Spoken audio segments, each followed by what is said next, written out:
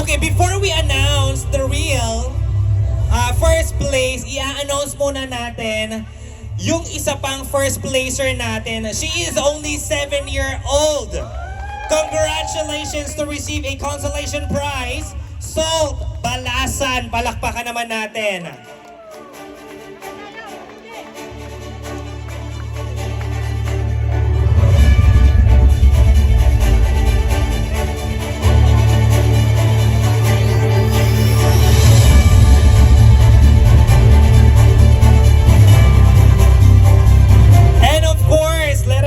Congratulate our first placer to receive a medal, 5,000 pesos in cash, and trophy. Congratulations from Dongshung, Leonie Arevalo. Palakpakan naman po natin.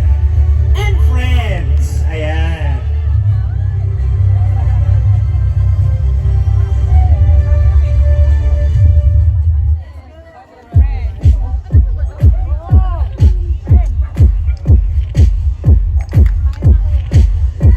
Again guys, sabay-sabay naman po natin palakpakan ng lahat ng mga finishers natin for 3K and 6K.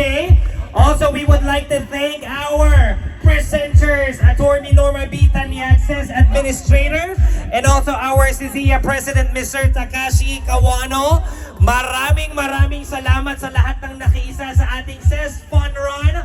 Beat the change to climate change. Again, this has been your host, Richard, signing off. Good morning, and I'll see you next year. Bye for now. O, halika na, party na tayo. Come on, let's go. Yes. Walang iba pang sasarap sa pagtitinginan natin. Yes. Sana ay rinawag wakas itong awit ng pag-ibig.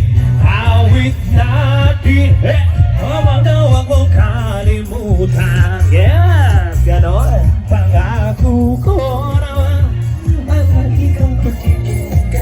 Calling the attention of our CES employees to proceed here at the center stage.